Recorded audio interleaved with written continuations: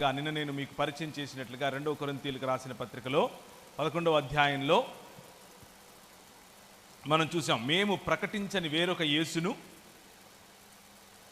మీరు పొందని వేరొక ఆత్మను, మేము పరిచయం చేయని వేరొక సువార్తను ఇంకెవరైనా ఎవరైనా సరే వచ్చి ప్రకటిస్తూ ఉంటే అలాంటి వాళ్ళను కూడా సహించడం ఇక బాగానే ఉంటుంది మీకు అని చెప్తున్నాడు. సో 3 అంశాలు లేదా 3 రకాలైనటువంటి సంఘమును గలిబిలిపరిచేందుకు 3 విధాలుగా సాతానుడు మన మధ్యలో పనిచేస్తాడు అన్న విషయాన్ని మనం చూస్తున్నాం. మొదటి విధానాన్ని లేదా మొదటి సంఘములో గలిబిలి పుట్టించడానికి సాతానుడు ఉపయోగించేటటువంటి అస్త్రము క్రీస్తును గురించినటువంటి దుర్బోధ, క్రీస్తును గురించినటువంటి తప్పుడు అవగాహన. యేసు క్రీస్తు అయితే పూర్తిగా దేవుడై ఉండాలి, లేకపోతే మనిషి అయి ఉండాలి అన్నటువంటి అవగాహన కాదు. ఆయన సంపూర్ణ మానవుడు మరియు సంపూర్ణముగా దేవుడు అన్నటువంటి సార్వత్రిక క్రైస్తవ సంఘము చెప్పేటటువంటి అవగాహనలో మనం నిలబడాలి. మన పిల్లలను అలాగే కట్టాలి. అంత మాత్రమే కాదు, క్రీస్తు బోధల విషయంలో మరియు క్రీస్తు నేర్పినటువంటి జీవన శైలి విషయంలో కూడా చాలా గలిబిలి ఉంది. దాని గురించి మళ్ళీ చూద్దాం. నిన్న మనం చూసుకున్నట్లుగా శరీరము క్రీస్తు ధరించటానికి వీలు లేదు అని చెప్పే శాఖలు కొన్ని, క్రీస్తు తండ్రి అయిన దేవుడు కల్పించగా కలిగినటువంటి ఒకానొక సృష్టిలో భాగం అని చెప్పే శాఖలు కొన్ని, ఇలాంటివి చాలా విషయాలు మనం చూసాము నిన్న.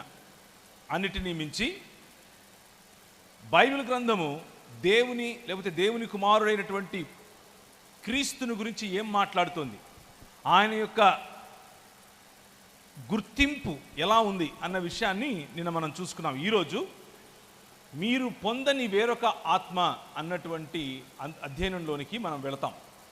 అలా వెళ్ళటానికి ముందుగా ఒక విషయం గుర్తు చేస్తాను. పాత నిబంధన గ్రంథంలో మోషే అహరోనులు ప్రభువును ఆరాధించటం కోసం ఆయనకు ధూప నైవేద్యములు వేయటం కోసం దేవుడిచ్చినటువంటి ఆజ్ఞలను అనుసరించి నిబంధన మందసం ఉన్న చోట వారు ఏర్పరచుకున్నటువంటి గుడారములో పరిచర్య, సేవ, భక్తి వగైరా వగైరా ఆరాధన క్రమంలో పాల్పంపులు పొందే సమయంలో నాదాబు, అబీహు అనే వారిద్దరూ అహరోను కుమారులు. వాళ్ళ నాన్నగారు రోజు ఎలా ధూపం వేస్తాడు, ఎలా అగ్ని రగిలిస్తాడు, ఎలా వేది మీదకి తీసుకొని వస్తాడు, ఎలా బలులు అర్పిస్తున్నారు, ఎలా వారి జీవితంలో విధేయత కలిగి బ్రతుకుతున్నారు అని చూపిస్తూ వచ్చారు నాదాబు, అబీహులకు.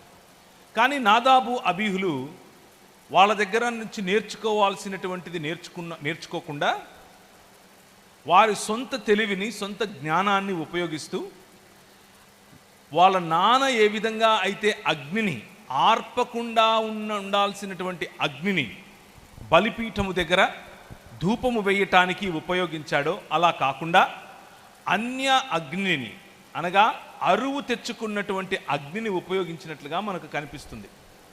అరువు తెచ్చుకున్నటువంటి అగ్ని, ప్రభువుకు అవిధేయత అన్నది ఇక్కడే మొదలవుతుంది.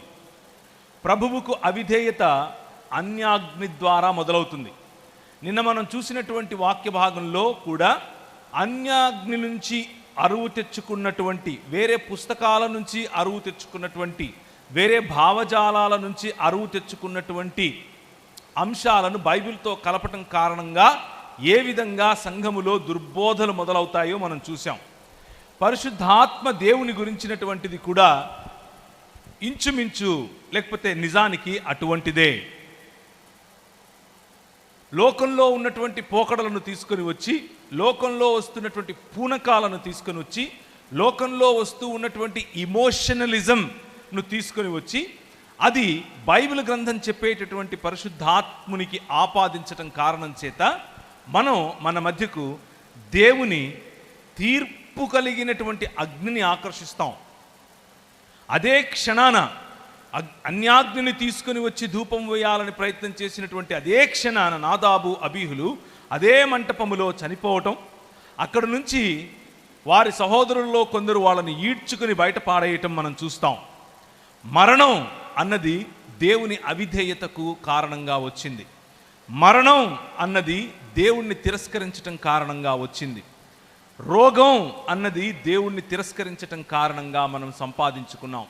మనం సంపాదించుకున్నటువంటి ఈ రోగము, మనం సంపాదించుకున్నటువంటి ఈ బలహీనత, మనం సంపాదించుకున్నటువంటి ఈ మరణం, ఆ మరణాన్ని జయించటానికి తండ్రి కుమార పరిశుద్ధాత్మలుగా ఉన్నటువంటి ఏకదేవుడు తన ప్రణాళికను మనకు తెలియజేశాడు. ఆ ప్రణాళికలో భాగంగా ఆయన కుమారుడైనటువంటి యేసు క్రీస్తు మన మధ్యకు సశరీరధారి అయి వచ్చాడు.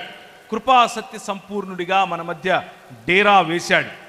ఈ మరణమును జయించటానికి, ఈ బలహీనతలను జయించటానికి, మనకున్న రోగమును హరించటానికి, స్వస్థతను దయచేయటానికి, ఎల్లప్పుడూ మనతో కలిసి నడవటానికి, మనతో భాగముగా ఉండి నడవటానికి ఆయన 14వ అధ్యాయం యోహాను సువార్త, అలాగే 16వ అధ్యాయం యోహాను సువార్తలో నేను మీ నుంచి వెళ్ళిపోతాను అని చెప్పి, కానీ మిమ్మల్ని అనాథలుగా విడవను, నేను వెళ్ళినప్పుడు వేరొక ఆదరణకర్తను మీకు ఇస్తాను అని చెప్పాడు. ఈ వేరొక ఆదరణకర్త అన్యాగ్ని కాదు. ఈ వేరొక ఆదరణకర్త స్వయానా దేవుడు. ఈ వేరొక ఆదరణకర్త స్వయంగా మనలో ఉండి నడిపించేటటువంటి దేవుడు. The fullness of Holy Spirit, సంపూర్ణత, పరిశుద్ధాత్ముని యొక్క సంపూర్ణత.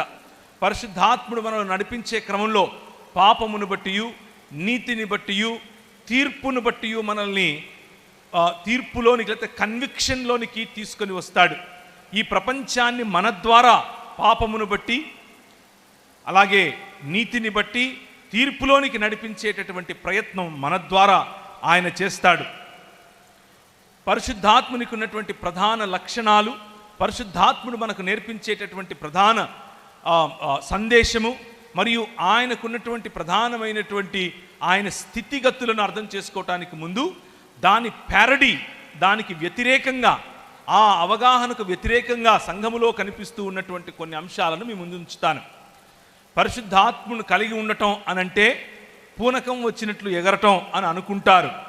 పరిశుద్ధాత్మని కలిగి ఉండటం అనంటే ఎవరికీ అర్థం కానటువంటి మర్మములో కూడినటువంటి భాష మాట్లాడాలి అని అనుకుంటారు. పరిశుద్ధాత్మని కలిగి ఉండటం అనంటే గట్టిగా చిందులు వేసి అరవడం అని అనుకుంటారు. పరిశుద్ధాత్ముడు గట్టిగా డ్రమ్ము వాయించినప్పుడు మాత్రమే వస్తాడు. పరిశుద్ధాత్ముడు గట్టిగా చప్పట్లు కొట్టినప్పుడు మాత్రమే వస్తాడు. ఇలా వేరు రకాలైనటువంటి అవగాహనల్లో పరిశుద్ధాత్మ దేవుని గురించినటువంటి తప్పుడు అవగాహనలు, తప్పుడు పోకడులు సంఘాల్లో కనిపిస్తున్నాయి. జీడిఎం సంఘాలకు వేసినటువంటి పునాది ఇది కాదు.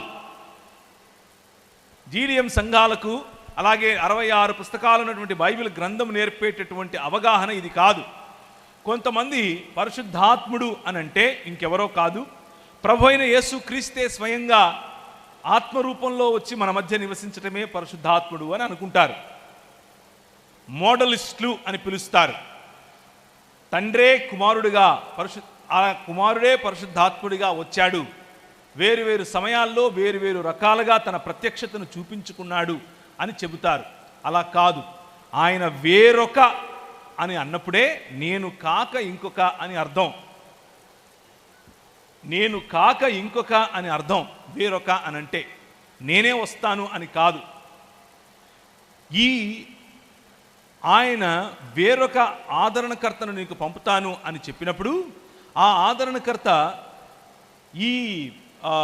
దీన్ని ఏమంటారు, ఈ గోదావరి జిల్లాల్లోకి వచ్చాడని, ఆ గోదావరి జిల్లాల్లోకి వచ్చినటువంటి ఆదరణకర్త ఆయనే క్రీస్తని, ఆయనే పరిశుద్ధాత్ముడని, ఆయన్నే విలియం బ్రెన్హామ్ అని పిలుస్తారని చెప్పి కొంతమంది అబద్ధపు బోధ మన మధ్యకు తీసుకొని వస్తున్నారు.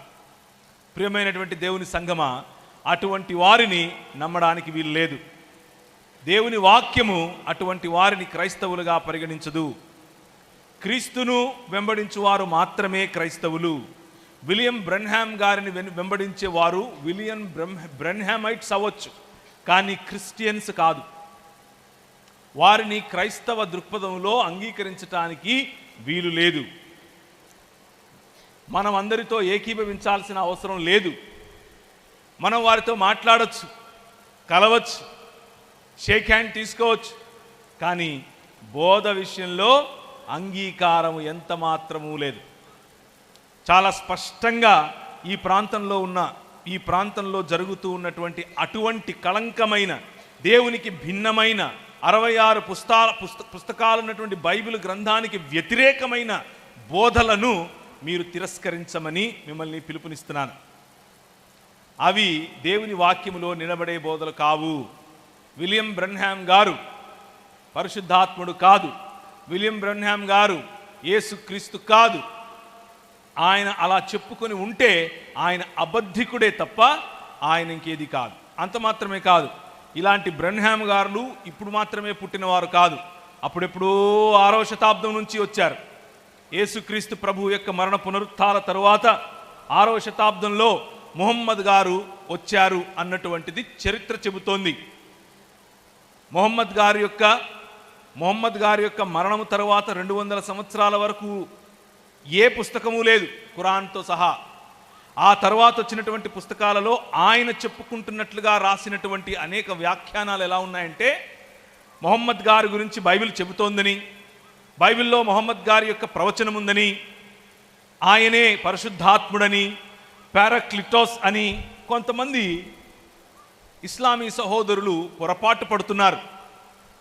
ఇస్లామీ సహోదరులు పొరపాటు పడటం యొక్క కారణం ఏమిటి అంటే, వారు రాసుకున్నటువంటి పుస్తకాలు. ఆ పుస్తకంలో మీరు చదువుతున్నటువంటి ఈ 14వ అధ్యాయం యోహాను సువార్త, 16వ అధ్యాయం యోహాను సువార్తలో ప్రభువైన యేసుక్రీస్తు మీ కొరకు నేను పంపబోతున్నటువంటి వేరొక ఆదరణకర్త అని చెప్పినటువంటి ఆదరణకర్త ఇంకెవరో కాదు, ముహమ్మద్ గారు అని చెప్పే ప్రయత్నం మనకు చేస్తారు. ఆయన మీలో ఉంటాడు అని చెప్పారు. 600 సంవత్సరాల తరువాత వస్తాడు అని చెప్పలేదు. మీతో ఉంటాడు అని చెప్పారు. ఇప్పుడు ఇక్కడ మనతో పరిశుద్ధాత్మ దేవుడు ఉన్నాడా లేడా? ఉన్నాడు. ముహమ్మద్ గారు ఉన్నారా? లేరు. ఆయన చనిపోయారు. ఆయన చనిపోయిన తర్వాత పాతి పెట్టబడ్డారు. ఆయన చెప్పబడింది ఒక వ్యక్తి. ఆ పరిశుద్ధాత్ముడు వస్తాడు అని చెప్పినది ఒక వ్యక్తి గురించే, ఒక శక్తి కాదు. కానీ ఆ వ్యక్తి మనిషి కాదు. ఆ వ్యక్తి సాధారణమైన మనిషి కాదు. ప్రపంచంలో ఉన్నటువంటి ప్రతి విశ్వాస సమాజములోనూ అన్ని వేళలా అన్ని చోట్ల ఒకేసారి ఉండగలిగినటువంటి దేవత్వము కలిగినటువంటి వ్యక్తి ఈ పరిశుద్ధాత్ముడు. ఆ పరిశుద్ధాత్ముని యొక్క సహవాసము, ఆ పరిశుద్ధాత్ముని యొక్క మనతో కలిసి ఉండగల శక్తి, మనలో ప్రమేయము చూపగల శక్తి కేవలము పరిశుద్ధాత్ముడు అనగా పిలువబడినటువంటి బైబిల్ గ్రంథము చెప్పే పరిశుద్ధాత్ముడికే కానీ ముహమ్మద్ గారికి అది లేదు. లోకం ఆయనను చూడదు, కానీ మీరు ఆయనను చూస్తారు అని ప్రభువు చెప్పాడు. ఈ లోకము ముహమ్మద్ గారిని చూడలేదా? చూసింది. మరి లోకం ఆయనను చూడదు అని ప్రభు అయిన యేసుక్రీస్తు చెబుతూ ఉంటే ముహమ్మద్ గారు నేను పరిశుద్ధాత్ముడిని అని ఎలా చెప్పుకుంటారు? ఆయన చెప్పి ఉండరు. ఆయన తరువాత రాసుకున్నటువంటి కళ్ళబొల్లి ఇతిహాస పురాణాలుగా ఉన్నటువంటి పుస్తకాలలో రాసుకున్నారు మన సహోదరులు, ముస్లిం సహోదరులు. కనుక మీరు నమ్ముతున్నటువంటి జీడిఎం సంఘాలకు నేర్పినటువంటి ఈ శిక్షణ ఏంటా శిక్షణ? తండ్రి, కుమార, పరిశుద్ధాత్ముడు అన్నటువంటి ఏకదేవుడు, ఆ దేవునిలో అంతర్గత భాగమైనటువంటి సంపూర్ణముగా దేవుడైనటువంటి పరిశుద్ధాత్మ దేవుడు మన మధ్యకు పంపుతాను అని చెప్పాడు ప్రభువైన యేసుక్రీస్తు. ప్రభువైన యేసుక్రీస్తు చెప్పినట్లుగా నేను మరణమైన తర్వాత, నేను మరణాన్ని జయించి తిరిగి లేచిన తర్వాత నేను మీ మధ్య గలిలయ ప్రాంతంలో కలుస్తాను అని చెప్పాడు. లేచిన తరువాత ఆయన మగ్దలేనే మరియకు కనిపించి, ఏమయ్యా తోటమాలి అనుకున్నాను, నా ప్రభువును చూసావా? ఎవరైనా ఆయనను మోసుకొని పోయారేమో అని అంటే మరియా అని పిలిచాడు. రబ్బుని అని ఆయనను చూసి పరవశించి, మరి నన్ను ఏం చేయమంటావు ఇప్పుడు అని అంటే, సువార్త చెప్పు అని మొట్టమొదటిగా సువార్త ప్రకటించడం కోసం, ఎవరికి సువార్త? అపోస్తలులకు సువార్త ప్రకటించడం కోసం స్త్రీని ఎన్నుకొని పంపించాడు. ఏమని? నేను వచ్చి అక్కడ కలుస్తాను నా సహోదరులకు చెప్పినట్లుగా అని పంపించాడు. ఆమె వెళ్ళి ఆ మాట చెప్పింది. వారికి ఆయన ప్రకటించినటువంటి దేవుని రాజ్యమును గురించినటువంటి అంశాలు గుర్తొచ్చాయి. అపోస్తలుల కార్యములు 1వ అధ్యాయం, అలాగే అపోస్తలుల కార్యములు 2వ అధ్యాయం. అపోస్తలుల కార్యములో మనం చూసినట్లయితే ప్రభు అయిన యేసుక్రీస్తు ఆయన పునరుత్థానుడైన తర్వాత వారికి కనిపించి వారితో అనేకమైనటువంటి మాటలు మాట్లాడుతూ వచ్చారు. ముఖ్యంగా ఆయన మాట్లాడిన మాటలన్నీ కూడా దేవుని రాజ్యమునకు సంబంధించినటువంటి మాటలు. ఆయన శ్రమపడిన తరువాత 40 దినముల వరకు వారికి అగపడుచు దేవుని రాజ్య విషయములను గూర్చి బోధించుచు అనేక ప్రమాణములను చూపి వారికి తన్ను తాను సజీవునిగా కనపరచుకొనెను. 1వ అధ్యాయంలో నుంచి చదువుతున్నాను. అయినను పరిశుద్ధాత్మ మీ మీదికి వచ్చినప్పుడు మీరు శక్తి నొందెదరు గనుక మీరు యెరూషలేములోను యూదయ సమరయ దేశముల యందంతటను భూ దిగంతముల వరకును నాకు సాక్షులై ఉందిరని వారితో చెప్పెను. పరిశుద్ధాత్మ దేవుని యొక్క ప్రధాన లక్ష్యం, పరిశుద్ధాత్మ దేవుని యొక్క ప్రధాన కర్తవ్యం, ఆయన ఎన్నుకున్నటువంటి తన ఆఫీస్, ఆయన ఎన్నుకున్నటువంటి తన పాత్ర ఏమిటి అని అంటే, పరిశుద్ధాత్మ దేవుడు ఆయన కంటే ముందుగా వచ్చినటువంటి మన ప్రభు అయినటువంటి యేసు క్రీస్తు స్థాపించు రాజ్యమునకు నిన్ను ప్రతినిధిగా పంపటమే ఆయన పని.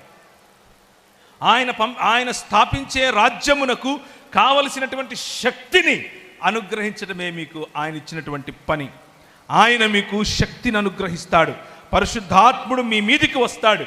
పరిశుద్ధాత్ముడు మా మీదికి వచ్చినప్పుడు అని అన్నప్పుడు డప్పు కొడితే వస్తాడు అని కాదు, వీలలు వేస్తే వస్తాడు అని కాదు, గట్టిగా చప్పట్లు కొడితేనే వస్తాడు అని కాదు, ఎప్పుడు పడితే అప్పుడు ఎక్కడ పడితే అక్కడ మనం పిలిచినప్పుడు బంట్రౌతు వలె వస్తాడు అని కాదు.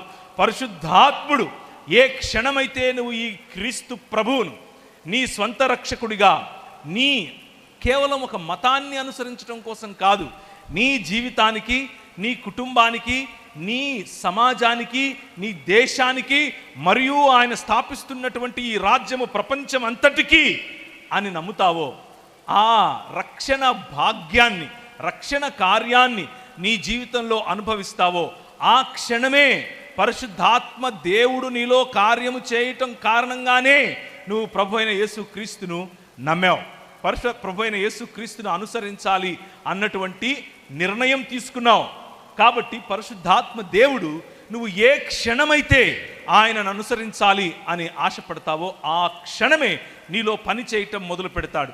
కానీ మీ మీదికి వచ్చినప్పుడు అని అన్నటువంటి మాటను మనం కొద్దిగా అర్థం చేసుకుంటే, ఈ రాజ్యం దేవుని కుమారుడైనటువంటి యేసుక్రీస్తు ప్రభువు, ఆయనను మృతులలో నుండి లేపినటువంటి పరిశుద్ధాత్మ దేవుడు, వారు తలపెట్టినటువంటి భూమి ఆకాశముల కలయిక, వారు తలపెట్టినటువంటి దేవుని రాజ్యం అన్నటువంటి ఈ రాజ్య స్థాపన అనే క్రమంలో మీరు శక్తి కలిగి మరి చేయాలి పని అని అనుకుంటే, శక్తి కలిగి దేవుని రాజ్యాన్ని ప్రకటించాలి అని అనుకుంటే, శక్తి కలిగి దేవుని రాజ్యం యొక్క స్థాపన మరియు విస్తరణ చేయాలి అని అనుకుంటే, మీకు పరిశుద్ధాత్మ దేవుడిని మళ్ళీ రోజు ప్రతి దినం, ప్రతి క్షణం, ప్రతి ఘడియలో ఆయన తాకిడిని, ఆయన నింపుదలను, ఆయన ఇచ్చే వరములను, ఆయన ఇచ్చే ఫలమును అనుభవించేందుకు కూడా, ఆస్వాదించేందుకు కూడా, ఉపయోగించేందుకు కూడా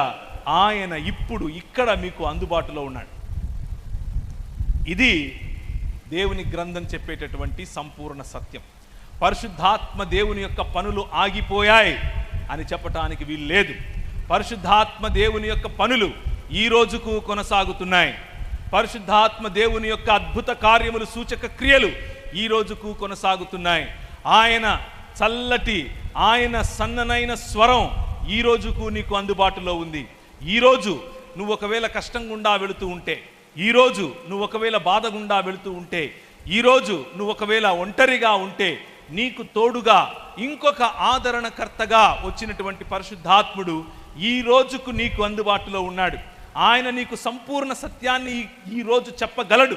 చాలామంది నన్ను అడుగుతుంటారు, అన్న బైబిల్ ఎలా చదవాలో తెలియట్లేదు, కొంచెం చెప్తావా? నేను ఇచ్చే స్టాండర్డ్ ఆన్సర్, నేను చెబితే నా అవగాహన చెబుతాను.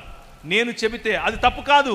నా అవగాహనతో పాటు అనేకమైనటువంటి భక్తులు నేర్పించేటటువంటి, అనేకమైనటువంటి పరిశుద్ధులు నేర్పించేటటువంటి అవగాహనను నేర్చుకోవాలి. బైబిల్ గ్రంథాన్ని సరిగ్గా అర్థం చేసుకోవాలి.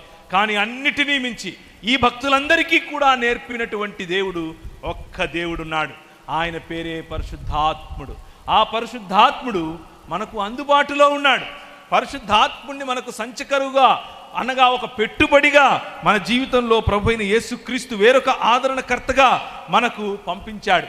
ఈ పరిశుద్ధాత్మ దేవుని దగ్గరికి వచ్చి ఆయనను గనక ఈ వాక్యము, ఏ వాక్యమైతే ఆదియందు దేవుని వద్ద ఆదియందు దేవుడై కృపాసత్య సంపూర్ణుడై మన మధ్యకు వచ్చాడో ఆ వాక్యమును అర్థం చేసుకోవాలి అని అంటే ఆయనను మృతులలో నుండి లేపినటువంటి పరిశుద్ధాత్ముని యొక్క శక్తి, ఆయన ఇచ్చేటటువంటి ఈ మనస్సును విప్పేటటువంటి ఆలోచన, అది మనకు కావాలి. The power of preaching, the power of dunamis and the power of miraculous works, the power of tongues, ఇవన్నీ కూడా పరిశుద్ధాత్మ దేవుడు మన జీవితాల్లో ఇవ్వటానికి సిద్ధంగా ఉన్నాడు. ఈ పరిశుద్ధాత్మ దేవుడు 1 పేతురు పత్రిక 4వ అధ్యాయం 14వ వచనంలో మహిమగల ఆత్మగా ప్రకటింపబడ్డాడు. 2వ తెస్సలోనికీయుల పత్రిక 3వ అధ్యాయం 5వ వచనంలో ద ప్రభువుగా పిలువబడ్డాడు. 5వ అధ్యాయము యాక్ట్స్ ఆఫ్ అపాసల్స్ అంటే అపోస్తలుల కార్యములు 5వ అధ్యాయం 3 నుంచి 4 వరకు చదివితే పరిశుద్ధాత్మ దేవుణ్ణి దేవుడు అని సంబోధించారు. ఆయన కేవలము ఒక ఆత్మ కాదు, ఆయన కేవలము దేవుడు పంపించిన ఒక శక్తి కాదు, ఆయన కేవలము దేవుడు చెబితే వచ్చే మాట కాదు, ఆయన కేవలము కనిపించినటువంటి ఒక శక్తి కాదు, ఆయన ఒక గాలి మాత్రమే కాదు, ఇదేది కాదు, వీటన్నిటినీ కలిగి ఉన్నటువంటి ఒక వ్యక్తి, ఆయన స్వయంగా దేవుడు. ఎఫెసీయులకు రాసిన పత్రిక 1వ అధ్యాయం 17వ వచనం చెబుతోంది, ఈ ఆత్మ పరిశుద్ధాత్మ దేవుడు, he is the spirit of revolution, ఆయన ప్రత్యక్షతనిచ్చేటటువంటి దేవుడు. మీలో చాలామంది ఒకవేళ ఈ అనుభవాన్ని కలిగి ఉండే అవకాశం ఉంది. ఆయనిచ్చిన తాకిడి, ఆయనిచ్చిన ప్రత్యక్షతను మీరు ఇదివరకే కనుగొని ఉండే అవకాశం ఉంది, కనుగొని ఉన్నారు అని నేను నమ్ముతున్నాను.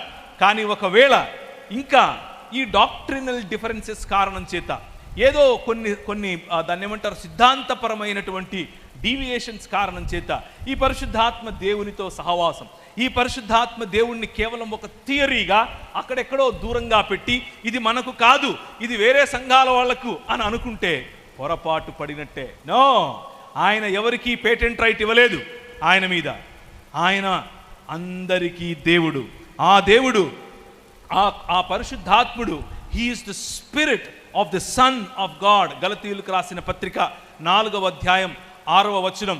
ఆ రోజుల్లో ప్రజలందరూ దేవుని ప్రజలుగా మారాలి అనంటే ధర్మశాస్త్రానుసారమైనటువంటి జీవితం జీవించాలి అని చెబుతూ ఉన్నప్పుడు, దేవుని ప్రజలుగా మారాలి అనంటే మీరు ధర్మశాస్త్రంలో చెప్పినట్లుగా కడుక్కోవాలని, ధర్మశాస్త్రంలో చెప్పినట్లుగా భోంచేయాలని, ధర్మశాస్త్రంలో చెప్పినట్లుగా ఎవరితో మాట్లాడాలి, ఎవరింటికి వెళ్ళొచ్చు, ఎవరింటికి వెళ్ళకూడదు అన్నటువంటి ఆంక్షలు విధించే రోజుల్లో పౌలు వారి మధ్యకు వచ్చి ప్రకటించినటువంటి సువార్త, ప్రకటించినటువంటి వారికి పరిచయం చేసినటువంటి, గలతీయులకు పరిచయం చేసినటువంటి ఆత్మ, the spirit of the Son of God, దేవుని యొక్క కుమారుని యొక్క ఆత్మగా ఈ పరిశుద్ధాత్ముడు పిలువబడ్డాడు.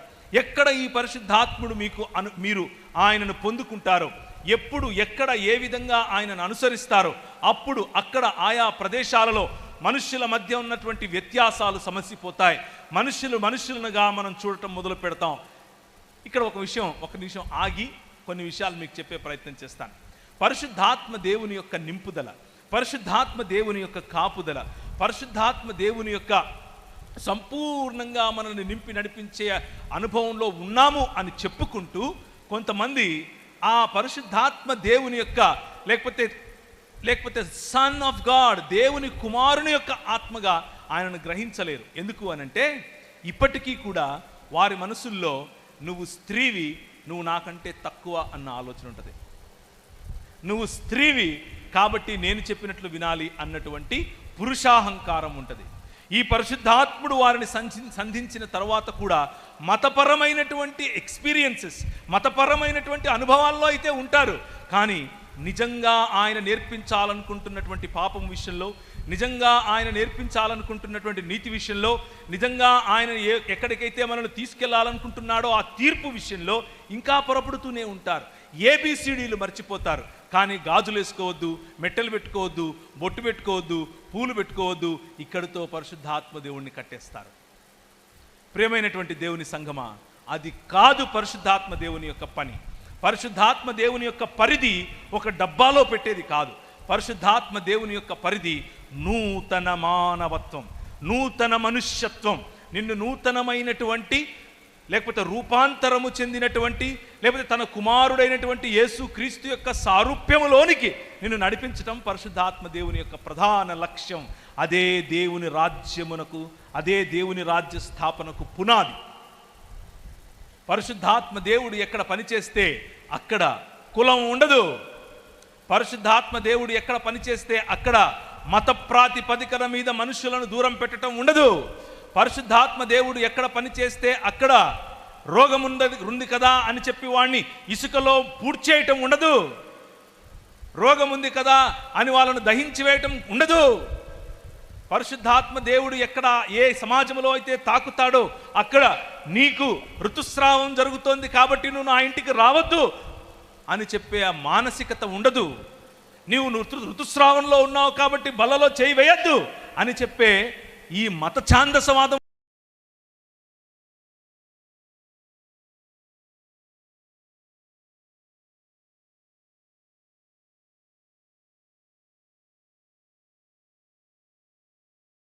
దేవుడు ఏదేను తోటలో ఇచ్చిన స్వాతంత్రం, మొత్తం సృష్టి నీది, ఆ పండు తప్ప, అనగా నన్ను తిరస్కరించటం తప్ప, నా స్థానం తప్ప, మొత్తం సృష్టి పైన అధికారం నీది, మొత్తం సృష్టి పైన ఏలేందుకు తల్లిగా తండ్రిగా నేను అపాయింట్ చేస్తున్నాను.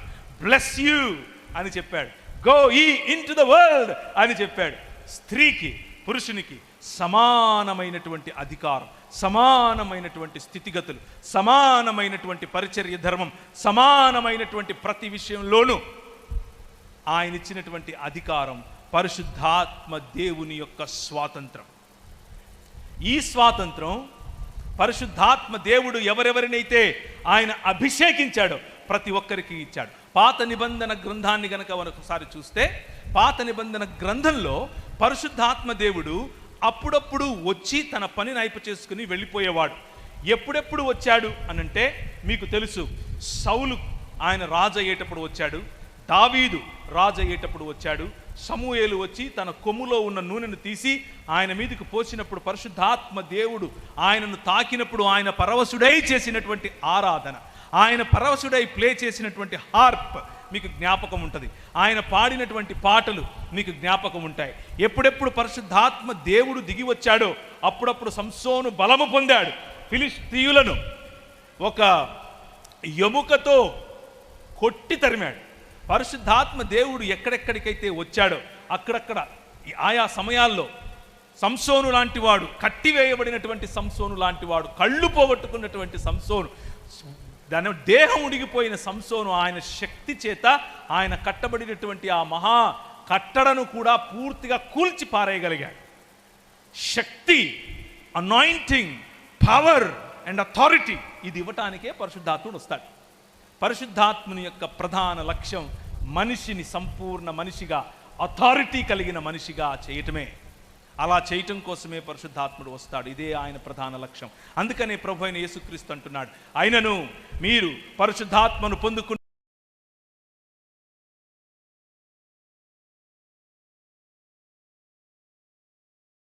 ప్రతినిధులుగా అనగా అంబాసిడర్స్గా ఈ ప్రపంచంలోనికి వెళతారు అని చెప్పాడు. అయితే యోవేలు గ్రంథంలో రాసినట్లుగా సంసోను మాత్రమే కాదు, అహరోను మాత్రమే కాదు, దావీదు మాత్రమే కాదు, దాన్ని ఏమంటారు, సౌలు మాత్రమే కాదు, ఆ తరువాత ఏలియా, ఆ తర్వాత ఎలీషా, ఆ తర్వాత ప్రవక్తల సమూహం అంతా కూడా ఎప్పుడెప్పుడు పరిశుద్ధాత్మ దేవుణ్ణి కలిగి ఉన్నారో అప్పుడప్పుడు అధికారముతో, అథారిటీతో రాజుల ఎదుట నిలబడి వాక్యమును ఉపదేశించి వాక్యము యొక్క నియమములతో రాజులను సరిచేశారు. పరిశుద్ధాత్మ దేవుడు చప్పట్లు కొట్టి ఇంటికి వెళ్ళిపోయి అదో రకమైన భావోద్వేగంలో బ్రతకమని మాత్రమే చెప్పడు. పరిశుద్ధాత్మ దేవుడు శక్తి కలిగి ప్రకటించమని చెప్తాడు. పరిశుద్ధాత్మ దేవుడు శక్తి కలిగి అధికారుల ఎదుట నిలబడడం నేర్పిస్తాడు. పరిశుద్ధాత్మ దేవుడు శక్తి కలిగి ఆ రోజు స్టెఫెను మాట్లాడినట్లుగా ఆయన మాటలను వారు నిలువరించలేకపోయిరి అని 6వ అధ్యాయం 7వ అధ్యాయంలో అపోస్తలుల కార్యంలో కనిపిస్తుంది. పరిశుద్ధాత్మ దేవుడు దిగి వచ్చినప్పుడు, ఆయన నిన్ను సంధించినప్పుడు నీలో కలిగేటటువంటి క్వాలిటీస్ ఇవన్నీ మర్చిపోయి మనం ఎక్కడ పెట్టాం పరిశుద్ధాత్మ దేవుణ్ణి? ఎక్కడ ఆపేశాం? పూనకంలో ఆపేశాం, గలిబిలిలో ఆపేశాం. అక్కడ కాదు ఆయన ఆగాల్సింది, అది కాదు ఆయన పని. అక్కడ మొదలవుతుందేమో. నాకు ఒకరోజు మొదలైంది. నేను ఒకరోజు చాలాసార్లు ఈ విషయం చెప్పాను, కొత్త ఏం కాదు. ఒకరోజు మన బ్యాప్టిస్ట్ సంఘానికి ఉన్నటువంటి ఒక ప్రేయర్ టవర్లో కూర్చొని ప్రార్థన చేస్తున్నాను. ఆమోసు గ్రంథము ద్వారా ప్రభువు నాతో మాట్లాడుతున్నాడు. నేను వింటున్నాను ఆయన స్వరం. నేను కళ్ళు తెరిచే ప్రార్థన చేస్తున్నాను. మొత్తం ఆకాశం అంతా దిగినట్లుగా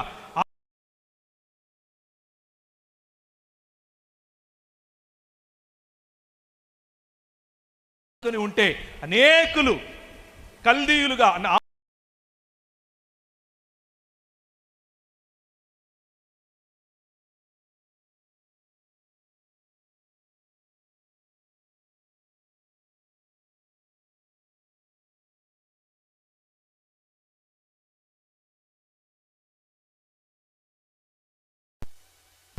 మ్యూజిక్ అయిపోగానే గాలిపోతాం, అంతా చల్లగా అయిపోతాం.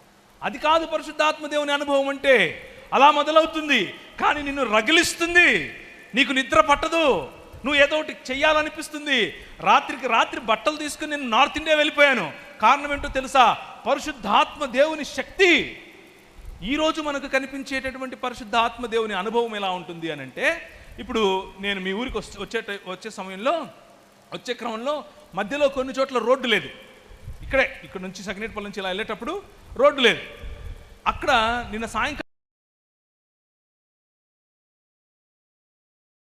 లారీ స్పీడ్గా వచ్చింది. వెళుతూ ఉంటే లారీ వెళ్ళంగానే ఏమేసింది? దుమ్ము మట్టి లేసింది. నేను ఒక 5 నిమిషాలు అలా ఆగాను. ఆ లారీ వెళ్ళిపోగానే మట్టి అంతా మళ్ళీ చల్లగా అయిపోయింది. ఈ మధ్య పరిశుద్ధాత్మ దేవుడు వస్తే ఇలాగే ఉంటుంది. ఆయన రాగానే కొట్టేసుకుంటున్నారు, కానీ ఆయన ఏదో వెళ్ళిపోయాడు అనుకున్నట్లుగా చల్లగైపోతున్నారు. ప్రభు అయిన యేసుక్రీస్తు చెప్పిన పరిశుద్ధాత్మ దేవుడు అటువంటి వాడు కాదు.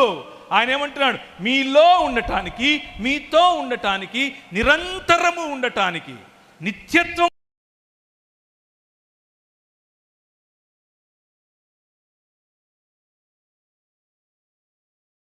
ఒకసారే ఉండేది కాదు. ఇది కూడా జ్ఞాపకం చేసుకోవాలి. ఎప్పుడెప్పుడు నీకు శక్తి అవసరమో, ఎప్పుడెప్పుడు నువ్వు రగిలిపోతావో, ఎప్పుడెప్పుడు ప్రభు యొక్క పని కోసం రోషము కలిగి బ్రతుకుతావో, అప్పుడప్పుడు పరిశుద్ధాత్మ దేవుడు నిన్ను యాక్టివేట్ చేస్తాడు. పరిశుద్ధాత్మ దేవుడు నీకు కావలసిన వరాలు ఇస్తాడు. పరిశుద్ధాత్మ దేవుడు నీకు కావలసిన జ్ఞానం ఇస్తాడు. పరిశుద్ధాత్మ దేవుడు నీకు కావలసిన మాటలు ఇస్తాడు. పరిశుద్ధాత్మ దేవుడు నీకు కావలసిన వైఖరిని ఇస్తాడు. ఆఖరి మాట వైఖరి, యాటిట్యూడ్. అదొక కొన్ని నిమిషాలు మీకు చెప్పి ముగిస్తాను.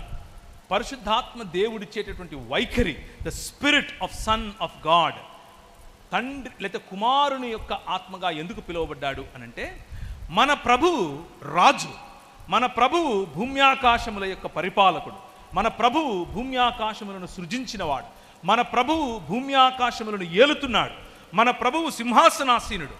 కానీ ఆయన వైఖరి ఏమిటి అనంటే, ఆయన బట్టలు విప్పి, అనగా పైవస్త్రాన్ని విప్పి, నడుముకు ఒక తువాలు కట్టుకుని, చేతిలో గిన్నె తీసుకుని నీళ్లు పోసుకుని నీ దగ్గరికి వచ్చి నీ కాళ్ళు కడగనా అని అడుగుతాడు. ఇది మన ప్రభువు యొక్క వైఖరి. పరిశుద్ధాత్మని పొందుకున్నాం, మేము గొప్ప గొప్ప డునామిస్ చేస్తాం, కరోనాను కాలుతో తొక్కేస్తాం అని చెప్పుకునే వారికి ఈ వైఖరి కనిపించదు. ఈ వైఖరి ఏది? మనుష్యుల సేవకునిగా దాసుని స్వరూపమును ధరించటం. ఏది ఆ వైఖరి? మనం కాలు పెడితే తివాచి కావాలి, మనం నడుస్తే గుండాలు కావాలి, కామొచ్చి అత్తరుబుడ్డి తీసుకొచ్చి కాలు కడుగుతోంది. ఆయన మురిసిపోతున్నాడు. ఆయన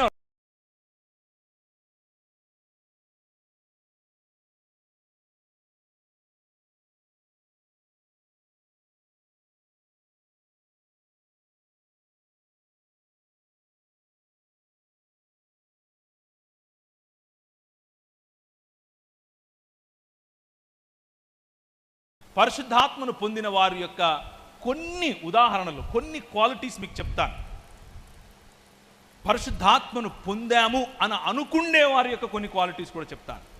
పరిశుద్ధాత్మను పొందాము, ఇదే మా డినామినేషన్ అని చెప్పుకునే వారి యొక్క కొన్ని క్వాలిఫికేషన్స్ ఏంటంటే, తెల్ల బట్టలే వేసుకుంటారు, కానీ ఆ తెల్ల చీర చాలా ఖరీదైనటువంటి సిల్కుతో ఉంటుంది.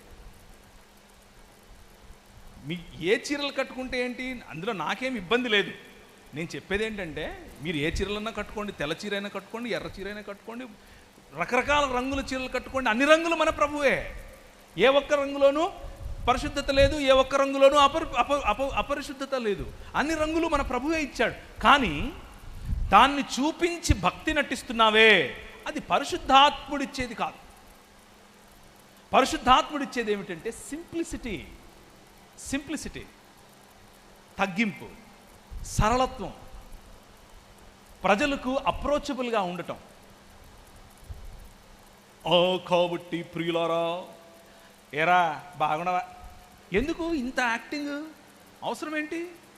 ఇక్కడ కూడా ఏనా బాగున్నావని మాట్లాడు, కాబట్టి నేను ఇక్కడ వచ్చి ఎందుకు?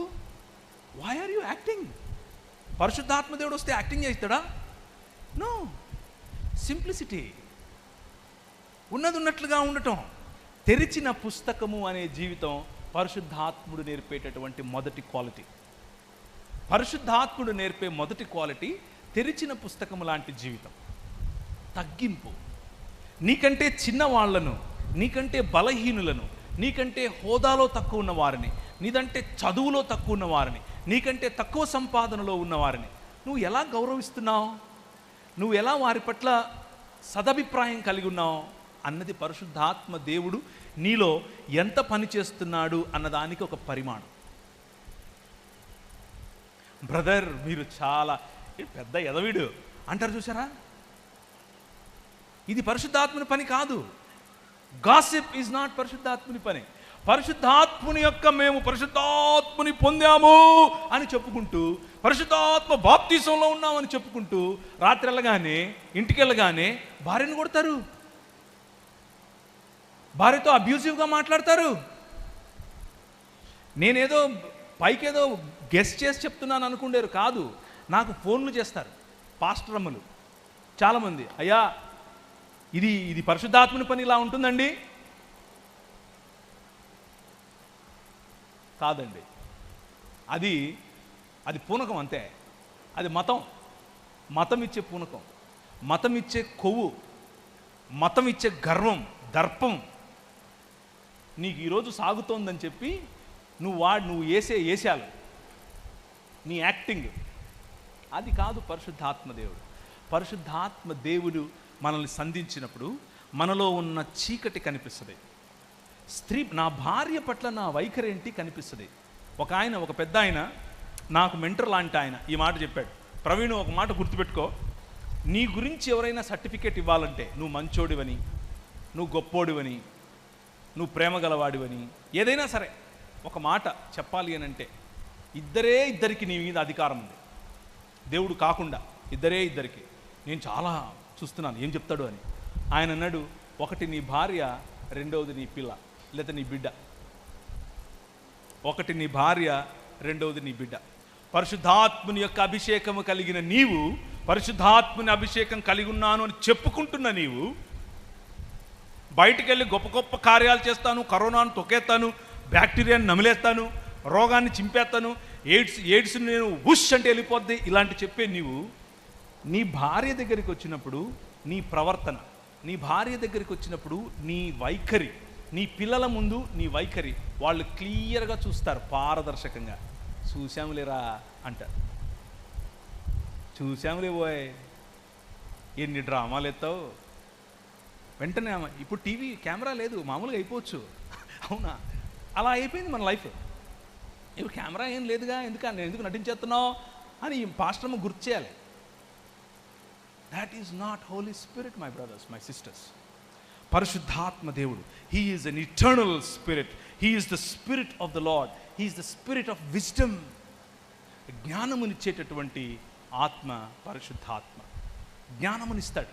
అయితే దీనికి కరెక్ట్ ఆపోజిట్ ఇంకోటి ఉంది, కరెక్ట్ ఆపోజిట్. ఈ కరెక్ట్ ఆపోజిట్ దురదృష్టవశాత్తు మనలో కూడా కొంతమంది కనిపిస్తారు. కేవలము వాక్యము అన్నటువంటి భరోసాలో ఉంటూ ఆ వాక్యము చెప్పిన దాన్ని కూడా నమ్మనటువంటి కొందరు కనిపిస్తారు. కేవలము దాన్ని ఏమంటారు, జ్ఞానం అని అనుకుని ఆ జ్ఞానములో మనిషికి ఉండేటటువంటి ఫెల్ట్ నీడ్స్, మనిషికి కావలసినటువంటి ఇమోషన్, మనిషికి కావలసినటువంటి సంగీతం, మనిషికి కావలసినటువంటి పరామర్శ, మనిషికి కావలసినటువంటి సాంత్వన, జాలి వగైరా వగైరాలను మరిచిపోయేటటువంటి కటువుగా మారినటువంటి తలకాయలు పెద్దగా అయినటువంటి వారు. తలకాయలు ఇంతలా ఉంటాయి, హృదయము ఇంతే ఉంటుంది. ఇంతకుముందు మనం చెప్పుకున్న వాళ్ళు హృదయం ఇంత పెద్దగా ఉంటుంది, తలకాయలు ఇంతే ఉంటాయి. ఈ రెండు ఎక్స్ట్రీమ్స్ మంచిది కాదు. పరిశుద్ధాత్మ దేవుడు మనకు జ్ఞానం ఇస్తాడు కాబట్టి ఆయన ఇచ్చే శక్తి ఇక లేదు. ఆయన ఇక డునామీస్ అనగా అద్భుత కార్యములు చెయ్యడు, ఆయన ఆపేశాడు, నీ ద్వారా చెయ్యడు అని చెప్పేటటువంటి సమాజం ఇది. దేవుని వాక్యమునకు విరుద్ధమైనటువంటి టీచింగ్. దేవుని వాక్యం ఎక్కడా చెప్పలేదు ఆయన చేసే పనులు ఆపేశాడని. దేవుని వాక్యము ఈ రోజుకు అదే విలువ కలిగినట్టు వాక్యం, ఈ రోజుకు అదే మంటతో మండించగల వాక్యం.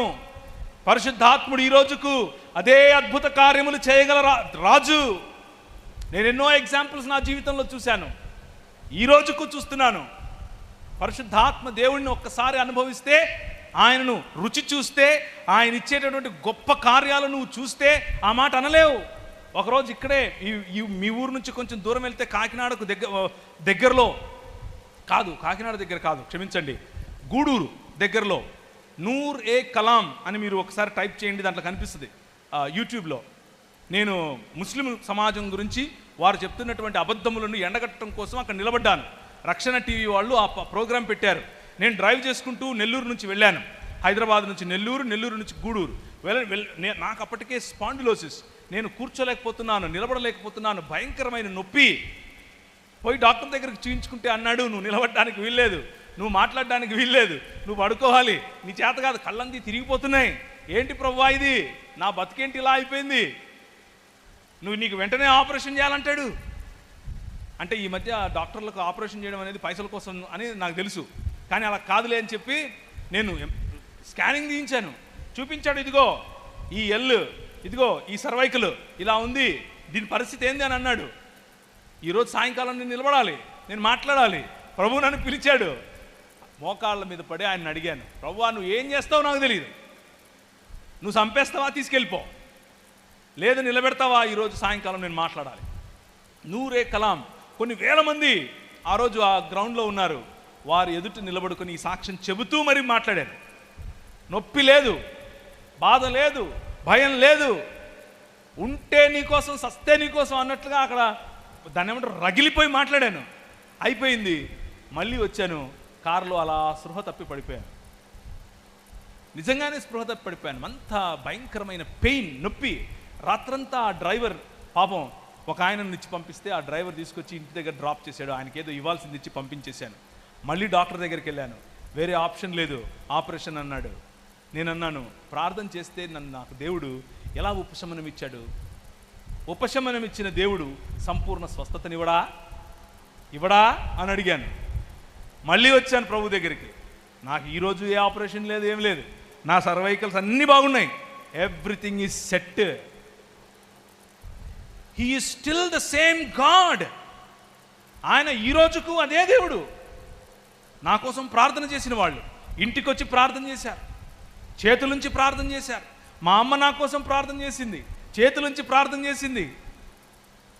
పెద్ద జ్ఞానం ఏమి లేదు ప్రార్థన చేసిన వాళ్ళకి, సామాన్యులు. కానీ నమ్మకంతో విశ్వాసంతో ప్రభువా నువ్వు స్వస్థత చేస్తావు అని అడిగారు. నాకు చేశాడు. నేనే మీకు ఒక రుజువు. I am an example. God still heals people and God still uses people to heal. దేవుడు ఈ రోజుకు ప్రజలను స్వస్థపరుస్తాడు. దేవుడు ఈ రోజుకు ప్రజలను ఉపయోగించుకొని స్వస్థపరుస్తాడు. అది డాక్టర్ అయినా కావచ్చు, మీలాంటి ప్రార్థనా పరులైనా కావచ్చు. Believe in this power. ఈ శక్తిని నమ్మండి. ఇదేదో మంత్రం కాదు, ఇదేదో అన్యాగ్ని కాదు, ఇది దేవుని వాక్యం. దేవుని వాక్యములో ఉన్నటువంటిది. ఎక్కడెక్కడ మీరు వెళ్ళి నా నామమున వాక్యమును ప్రకటిస్తారో, రాజ్యమును ప్రకటిస్తారో, అక్కడక్కడ ప్రభువే తానే వారి వెంట ఉండి అద్భుత కార్యములతో ఆ వాక్యమును స్థిరపరచును. అద్భుత కార్యములతో ఆయన స్థిరపరుస్తాడు. ఒకరోజు ఒక నిన్న రాత్రి, ఎంతో దూరం వద్దు, నిన్న రాత్రి ఫోన్ చేసి నాకు ఇలా అయిపోతుంది, నేను నమ్మాను కానీ నమ్మించి మోసం చేశాడు. నన్ను పరిచర్యలోనే ఉన్నాను కానీ నమ్మించి మోసం చేశాడు. ప్రార్థన ఎప్పుడు ఆయన ప్రార్థన చేస్తాడు. ప్రార్థన చేసుకుంటూ మనం కలిసి ఉందాం అని చెప్పాడు. ప్రార్థన చేసుకుంటూ మనం పెళ్లి చేసుకుందాం అని చెప్పాడు. కానీ ఏమైపోయాను?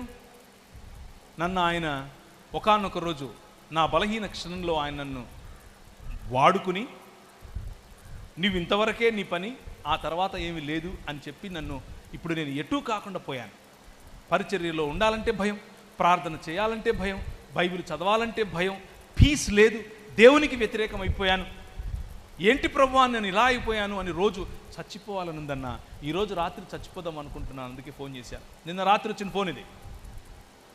ఇక్కడ వాక్య పరిచర్య అయిపోయి ఇంటికి వెళ్ళిన తర్వాత వచ్చిన ఫోన్. పరిశుద్ధాత్మ దేవుడు పనిచేస్తాడు. నేను చెప్పింది ఏమీ లేదు, పెద్దగా వినడమే. Just listen to him. వినటమే. విని, అమ్మా దేవుడు క్షమించలేనంత తప్పేం చేయలేదురా నువ్వు. పరిశుద్ధాత్మ దేవుడు ఆయన నిన్ను హత్తుకోవటానికి, నువ్వు ఆయన బిడ్డవి, నువ్వంటే ఆయనకు చాలా ముద్దు. వాడెవడో కోన్కిస్కగాడు వాడు వెళ్ళిపోయాడు, వాడి కోసం నీ జీవితం నాశనం చేసుకుంటావా? నో, దేవుని చేతికి నీ జీవితాన్ని నువ్వు ఆయన ఇంకా ఎక్కువగా వాడుకుంటాడు అని చెప్తే, అన్న నా మనసులో శాంతి, నా మనసులో ఒక సమాధానం. ఇన్ని సంవత్సరాలుగా ప్రార్థన, 2 సంవత్సరాలైంది. నేను చెప్పింది ఏమీ లేదు అక్కడ. చాలామంది చెప్పింటారు కూడా ఆ విషయాలు. కానీ పరిశుద్ధాత్ముని మీద ఆధారపడితే, పరిశుద్ధాత్ముని నమ్మి ఆయనను ఆహ్వానిస్తే, మన ద్వారా, మన మాటల ద్వారా, మన చేతల ద్వారా, మన వైఖరి ద్వారా ప్రజల జీవితాల్లో మేలు, ప్రజల జీవితాల్లో బాగు, ప్రజల జీవితాల్లో మళ్ళీ ఆనందం తీసుకుని రావచ్చు. సాధ్యం. వైఖరి, the dunamis of the spirit of God. 19వ అధ్యాయం 10వ వచనం ప్రకటన గ్రంథం. కేవలం పరిశుద్ధాత్మ దేవుడు వైఖరి వరకు ఆగేవాడే కాదు. వైఖరిని మనం పరిశుద్ధాత్మ ఫలముతో చూడొచ్చు. అక్కడి వరకు ఆగేవాడే కాదు. ఫలము మాత్రమే కాదు, వరమును కూడా ఇవ్వగల గొప్పవాడు. పరిశుద్ధాత్మ దేవుడిని ద స్పిరిట్ ఆఫ్ ప్రొఫెసీ అని పిలిచారు. ప్రవచనమునకు సంబంధించిన ఆత్మ. చదువుమా 19:10, ప్రకటన 19:10. అందుకు నేను అతని పాదములు ఎదురు సాగిలపడి తిని, వద్దు సుమి,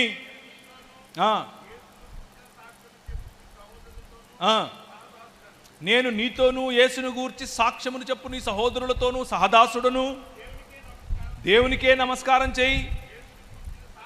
యేసును గూర్చిన సాక్ష్యము ప్రవచన సారమని.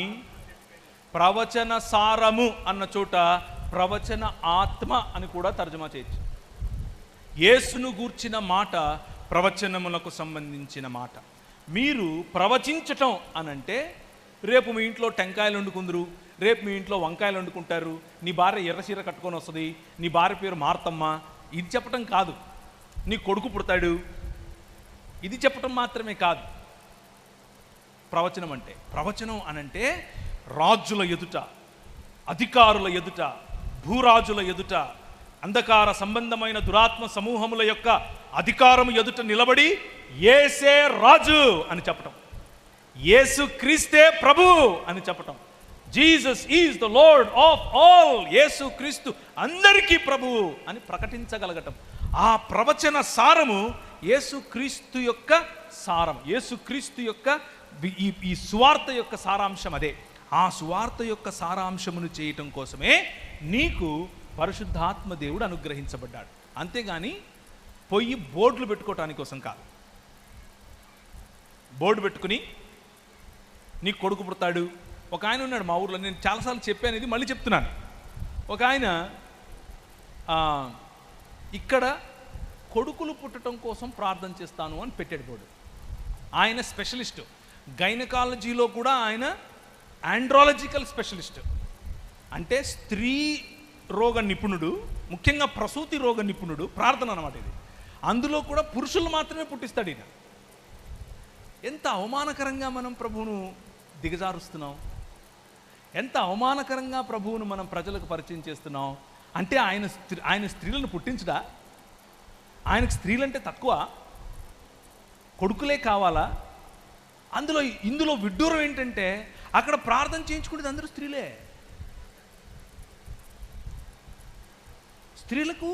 స్త్రీలొద్దు. ఈ వైఖరి ప్రకటన ఏంటో తెలుసా? ఇప్పుడు స్త్రీ అని పురుషుడని తేడా లేదు, ఇప్పుడు యూదుడని గ్రీకు దేశస్థుడని తేడా లేదు. యేసుక్రీస్తు యొక్క సువార్త సారం ఇది. ఇప్పుడు దాసుడని స్వతంత్రుడని తేడా లేదు. అందరిపైన అందరికీ ఒకే ఆత్మను అనుగ్రహించినటువంటి యోవేలు గ్రంథములో చెప్పినట్లుగా ఆయన అంత్యదినములలో మీ మీదికి దిగి వచ్చినప్పుడు మీ కుమార్తెలు ప్రవచిస్తారు, మీ కుమారులు గొప్ప కార్యాలు చేస్తారు, మీ వృద్ధులు లేచి నడుస్తారు, మీ వృద్ధులు గంతులు వేస్తారు. ఎందుకు వచ్చాడు? మనం చూసినట్లుగా ఎప్పుడెప్పుడు పరిశుద్ధాత్మ దేవుడు దిగి వచ్చాడో అప్పుడప్పుడు అథారిటీ, శక్తినివ్వటానికి, అధికారాన్ని ఇవ్వటానికి, ప్రకటించటానికి, పాలకుల ఎదుట నిలబడి వాళ్ళను సరైన మార్గంలోనికి చెరపట్టి తీసుకుని రావటానికి వస్తాడు. ఆయన వచ్చాడు కాబట్టే స్త్రీలు నాయకులు, ఆయన మిమ్మల్ని అభిషేకించాడు కాబట్టే స్త్రీలు బోధకులు, ఆయన అభిషేకించాడు కాబట్టే స్త్రీలు మాట్లాడాలి, స్త్రీలు పరిచర్య చేయాలి, నాయకత్వం చేయాలి. ఇప్పుడు స్త్రీ అని పురుషుడని తేడా లేదు. That is the Kingdom of God, దేవుని రాజ్యం. ఆ రాజ్య స్థాపన, ఆ రాజ్యానికి ఉన్నటువంటి విలువ, ఆ రాజ్యానికి ఉన్నటువంటి విలువలలో ఆయన హీఈస్ ఎ టీచర్, ఆయన నేర్పిస్తాడు. హీఈస్ ఎ గైడ్, మార్గదర్శనం చేస్తాడు. ఆయన సంపూర్ణ సత్యంలోనికి నడిపిస్తాడు. ఆయన పాపం పట్ల ఒప్పుకోలు తీసుకొచ్చేలా చేస్తాడు. ఆయన శక్తినిస్తాడు, శక్తినిచ్చి నడిపిస్తాడు. అంత మాత్రమే కాదు, ప్రభు అయిన యేసుక్రీస్తు తన మాటల ద్వారా ఎలాంటి ఆదరణను ఇచ్చాడో వేరొక ఆదరణకర్తగా వచ్చేటటువంటి ఈ ప్రభువు ఆదరణనిస్తాడు. ఆయన సన్నని మెల్లని స్వరం నీకు వినిపిస్తుంది. నువ్వు బండి తోలుకుంటూ వెళ్ళేటప్పుడు, నువ్వు ఒంటరిగా డ్రైవ్ చేసేటప్పుడు, నీ ఆఫీస్లో నువ్వు కూర్చుని పని చేసేటప్పుడు, నువ్వు ఇంట్లో నువ్వు కూర్చుని నీ పనిలో నువ్వు ఉన్నప్పుడు ఆ సన్నని స్వరం నీకు వినిపిస్తూనే ఉంటుంది. నువ్వు వినేందుకు నీ దగ్గర చెవులుంటే చాలు, చెవులుంటే చాలు. పాత రోజుల్లో రేడియో వచ్చేది. ఆ రేడియో తరంగాలు ఎప్పుడూ వస్తూనే ఉంటాయి. కానీ మనం దాన్ని ఏం చేయాలి? ట్యూన్ చేయాలి. ట్యూన్ చేసినప్పుడు అని సౌండ్ వచ్చి ఆ తర్వాత మెల్లిగా ప్రేమధార అనే ఒక పాట వస్తుంది. అది విన్నప్పుడు మనసంతా వచ్చింది. దేవుని వాక్యము అంతే, పరిశుద్ధాత్ముని స్వరం అంతే. నీకు ఆయన ఎప్పుడూ నీతో మాట్లాడేందుకు, నీతో మాట్లాడుతూ సిచ్యువేషన్స్ ద్వారా, పెద్దల ద్వారా, పరిశుద్ధుల ద్వారా, కొన్నిసార్లు నీ ముందు జరిగే సంఘటనల ద్వారా, కొన్నిసార్లు నీ పిల్లల ద్వారా, నీ భర్త ద్వారా, నీ భార్య ద్వారా ఆయన మాట్లాడతాడు. వినేందుకు నీకు చెవులుండాలి.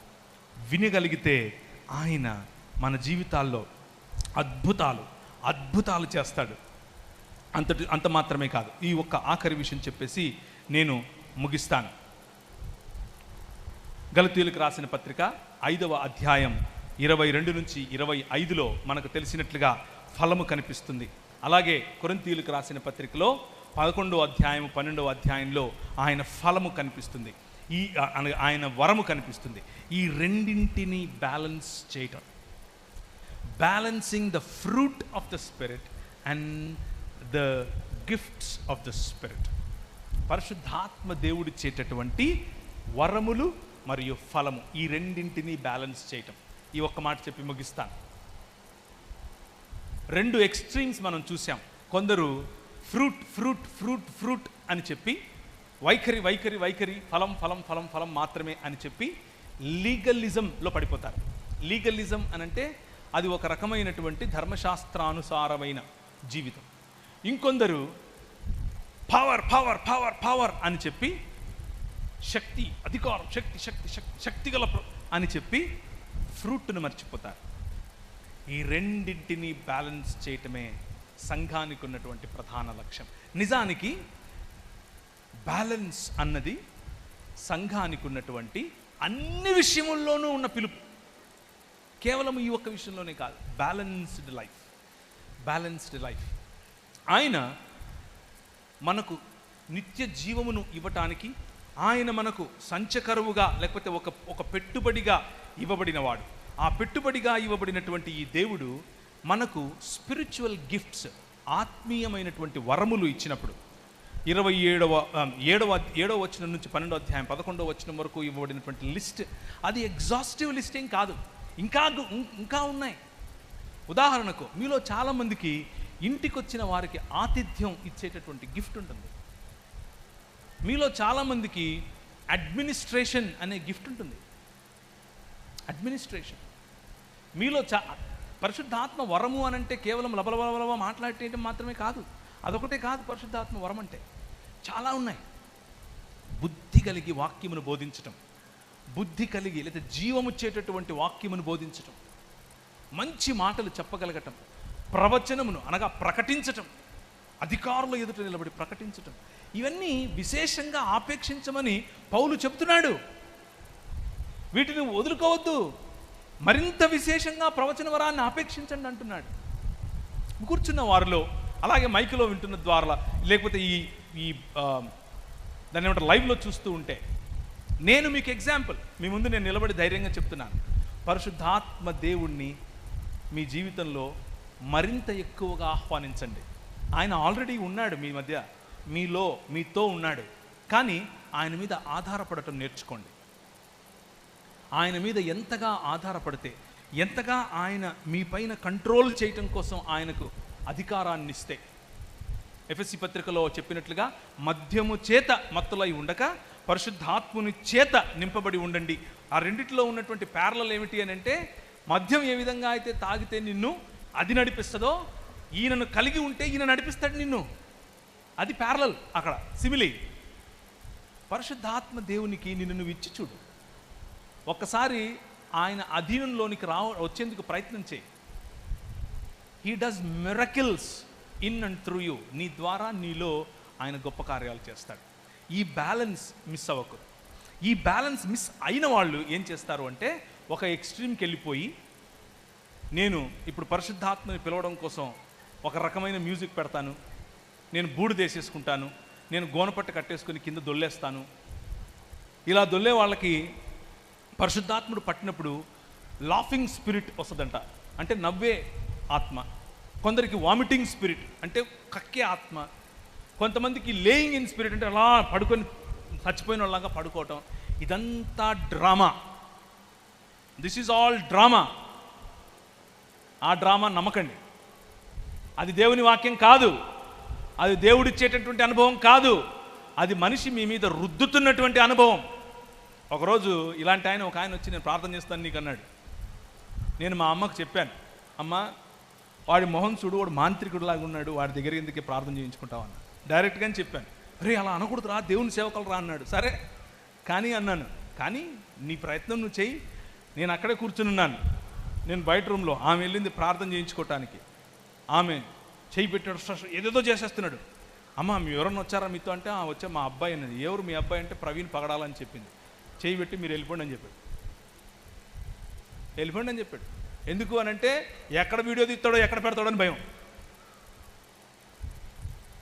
అర్థమవుతుందా? డ్రామా. మా ఊళ్ళో ఒక ఆయన ఎద్దు కొమ్ము అభిషేకం అంటాడు, ఎర్ర ఎద్దు అభిషేకం అంటాడు, పెయ్య అభిషేకం అంటాడు, గుర్రుపోతు అభిషేకం అంటాడు. కొత్త కొత్త డ్రామాలు వేసి అవతలోడు అంగట్లో లేనిది నా అంగట్లో ఉందని చెప్పుకోవడమే ఎక్స్ట్రీమిజం. అది కాదు మన పిలుపు. జీడిఎం సంఘాల యొక్క పునాది అది కాదు. ఎక్స్ట్రీమిజం వద్దు. మాంత్రికుడు మాంత్రికుడు అని నేను చెప్తే మా అమ్మ వినలేదు. టీవీలోకి వచ్చాడు, టీవీలో నిలబెట్టి టీవీ యాంకర్లు తోలు తీశారు, నువ్వు మాంత్రికుడివి అని. ఒప్పుకున్నాడు. ఎందుకు అంటే ఆయన అమావాస్య రోజు మాత్రమే ప్రార్థన చేస్తాడు. అమావాస్య ప్రార్థన ఏంటి, పౌర్ణమి ప్రార్థన ఏంటి, ఏంట్రా బాబు, ఎవర్రా మీరంతా, ఎక్కడి నుంచి వచ్చారు మీరు? అమావాస్య ప్రార్థనలు ఏంటి, అమావాస్య అభిషేకాలు ఏంటి, ఏంటిదంతా? అదే ఎక్స్ట్రీమ్, వద్దు. అలాంటి వాటికి వెళ్ళకండి. దేవుని వాక్యం ఏం చెప్తుంది? దేవుని వాక్యం ఆయనకి ఇష్టం వచ్చినట్లు ఆయన మనకు వరాలు ఇస్తాడు. మనం అడగాలి, మనం ఆపేక్షించాలి. తీసుకోండి, వాటిని ప్రాక్టీస్ చేయండి. వ్యాపారం చేయొద్దు దాంతో. ప్రజల కోసం, ప్రజల బాగు కోసం, ప్రజల అభ్యున్నతి కోసం, అన్నిటినీ మించి దేవుని రాజ్య స్థాపన కోసం, దేవుని రాజ్య విస్తరణ కోసం పరిశుద్ధాత్మ దేవుడు మనకి ఇవ్వబడ్డాడు. ఆయనను మనం కలిగినప్పుడు, ఆయన శక్తిలో మనం నింపబడినప్పుడు, సమరయ భూ దిగంతములు, యెరూషలేము ఎలాగూ ఆ నుంచి వచ్చేసాం, భూ దిగంతముల వరకు ఆయన సాక్షులముగా ఉంటాం. ఆయన సాక్షులుగా ఉండటం, ఆయన రాచరికమును, ఆయన ప్రభుత్వమును నిలబెట్టడమే పరిశుద్ధాత్మని యొక్క ప్రధాన లక్ష్యం. ఆయన నిజమైన దేవుడు ఇప్పుడు ఇక్కడ మీకు అందుబాటులో ఉన్నాడు. ఆయనను అడిగితే, నాకు శక్తినివ్వు అని అడిగితే, నాకు మార్గదర్శనం చెయ్యి అని అడిగితే, నా పాపము నుండి నాకు కనువిప్పు కలుగ చేయి అని అడిగితే, నీలో రిపెంటెన్స్ తీసుకుని రావటానికి, నిన్ను బలపరచటానికి, ఆయన రాజ్యం కోసం వాడుకోవటానికి ఆయన సిద్ధమే. తలలుంచుకుంటే ప్రార్థించుకుందాం. కృపగలిగిన తండ్రి, ఈ మధ్యాహ్న సమయంలో పరిశుద్ధాత్మ దేవుని యొక్క తాకిడి, పరిశుద్ధాత్మ దేవుడిచ్చే అనుభవం, పరిశుద్ధాత్మ దేవుడు మాకిచ్చేటటువంటి అద్భుతమైనటువంటి కార్యములు, అద్భుతమైనటువంటి శక్తి కలిగినటువంటి మాటలు, అద్భుతమైన శక్తి కలిగిన అనుభవాలు, ఆ అనుభవాలలో నిర్మించేటటువంటి నీ రాజ్యం నువ్వు నిర్మిస్తూ ఉండగా నీ సహ పనివారముగా, జత పనివారముగా మేము ప్రభువా నీతో పాటు కదం తొక్కేటటువంటి మా పిలుపును మేము గ్రహించి, ప్రవచన వరము, ఆత్మల వివేచన వరము, భాషల వరము, తర్జుమా వరము, ప్రవచన వరము, బుద్ధివాక్యం, జ్ఞానవాక్యం, అడ్మినిస్ట్రేషన్, ప్రతి ఒక్క రంగములోనూ నీ రాజ్యమును స్థాపించేందుకు కావలసినటువంటి శక్తి, క్రియేటివిటీ, సృజనాత్మకతతో మమ్మల్ని నింపమని మీకే సకల స్తుతి మహిమ ఘనత ప్రభావాలు చెల్లిస్తూ నీ సంఘమును పరిశుద్ధాత్ముని యొక్క చల్లని సన్ననైన ఆ స్వరము వినేందుకు, ఆ స్వరము ద్వారా నడిపింపబడేందుకు ఆయత్తపరచమని చిన్ని ప్రార్థన యేసు నామమున అడుగుతున్నాము తండ్రి. ఆమేన్.